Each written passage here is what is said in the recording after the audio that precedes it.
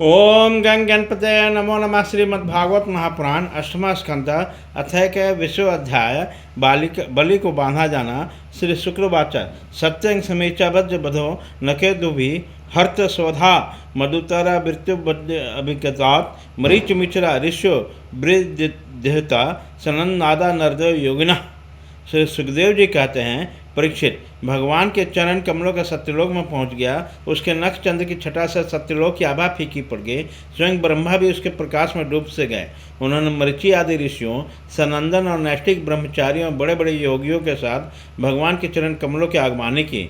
वेद, उपवेद, नियम, यम, तर्क, इतिहास, वेदांग और पुराण संहिता जो ब्रह्मलोक में मूर्तिमान होकर निवास करते हैं, और जिन लोगों ने योग रूप में वायु से ज्ञान अग्नि को प्रज्वलित करके कर्म बल को भस्म कर डाला है, वे महात्मा सबने भगवान के चरण कमलों की वंदना की। इसी चरण कमल के संस्मरण की महिमा से वो सब कर्म के द्वारा प्राप्त न होने योग्य ब्रह्मा जी के धाम में पहुँचे। भगवान ब्रह्मा की कीर्ति बड़े पवित्र है। वह विष्णु भगवान के नाभि कमल से उत्पन्न हुए। आगवानी करने के बाद उन्होंने स्वयं विष्णु रूप भगवान के ऊपर उठे हुए चरणों का अर्धपाद से पूजन किया, प्रक्षालन किया। पूजा करके बड़े प्रेम और भक्ति से उन्होंने भगवान की स्तुति की। परीक्षित, ब्रह्मा के कमंडलों का वही जल विश्वरूप भगवान के पांव पखारने से पवित्र होने के कारण उन गंगा जी के रूप में परिणित हो गया, जो आकाश मात्र से पृथ्वी पर गिरकर तीनों लोकों को पवित्र करती है। ये गंगा जी क्या है? भगवान की मूर्तिमान उज्ज्वल कीर्ति। जब भगवान ने अपने स्वरूप को कुछ छोटा कर लिया, अपनी विभूतियों को समेट लिया, तब ब्रह्मा आदि लोकपाल अपने अनुचरों के साथ बड़े आदर भाव से अपने स्वामी भगवान को अनेक प्रकार के भेंटें समर्पित की। उन लोगों ने जल, उपहार, माला, दिव्य गंधों से भरे अंगराग, सुगंधित दीप, खल, अक्षत, फल, अंकुर, भगवान की महिमा प्रभाव से युक्त स्तोत्र, जय घोष, नृत्य, बाजे गाजे और शंख और दुदुम्बियों के शब्दों से भगवान की आराधना की। उसी समय ऋक्षराज जाम्बवान ने मन के समान वेग से दौड़कर सब दिशाओं में भेरी बजाकर भगवान की मंगलमय विजय की घोषणा कराई।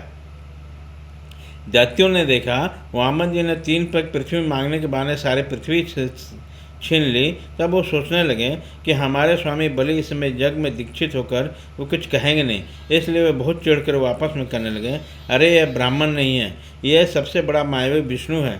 ब्राह्मण के रूप में छिपकर ये देवताओं का काम बनाना चाहता है। जब हमारे स्वामी यज्ञ में दीक्षित होकर किसी का किसी प्रकार के दंड देने के लिए उपरत हो गए, तब इस शत्रु ने ब्रह्मचारी का वेश बनाकर पहले तो याचना की और पीछे हमारा सर्वस्व हरण कर लिया। यूँ तो हमारे स्वामी सदा ही सत्यनिष्ठ है, परंतु यज्ञ में दीक्षित होने के कारण इस बात का विशेष ध्यान रखते हैं। वे ब्राह्मण के बड़े भक्त हैं तथा उनके हृदय में दया भी बहुत है, इसलिए कभी झूठ नहीं बोल सकते हैं। ऐसी अवस्था में हम लोग का यही धर्म है कि शत्रु को मार डाले। उसी समय स्वामी बलि की सेवा भी होती है। यह सोचकर राजा बलि के अनुसार असुरों ने अपने अपने हथियार उठा लिए। परीक्षित, राजा बलि की इच्छा न होने पर भी वो बड़े क्रोध से शूल पट्टी आदि लेकर वामन भगवान को मारने के लिए टूट पड़े।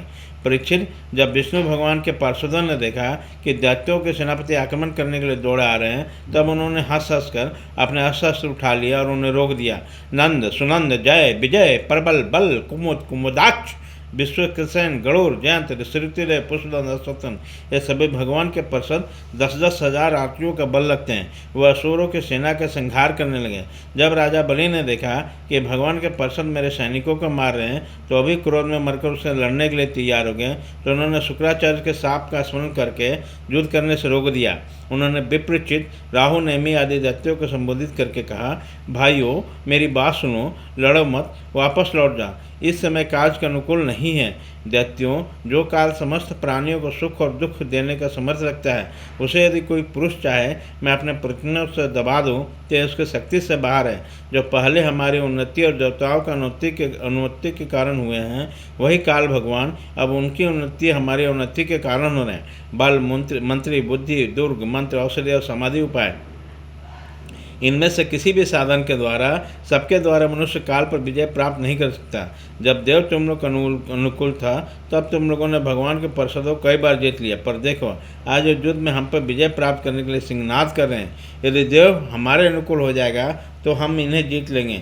इसलिए इस समय की प्रतीक्षा करो जो हमारी कार्य सिद्धि के लिए अनुकूल है।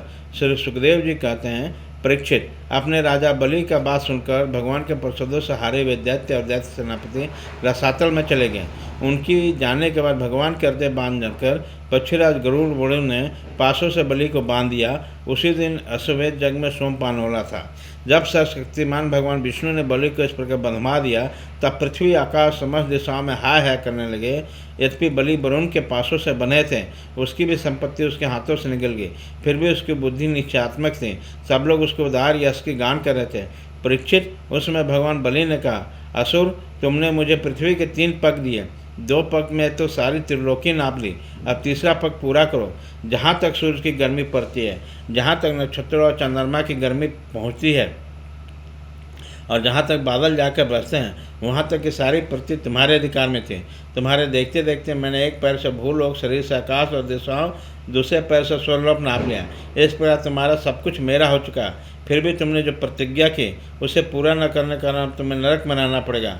तुम्हारे गुरु की इस विषय की संपत्ति है।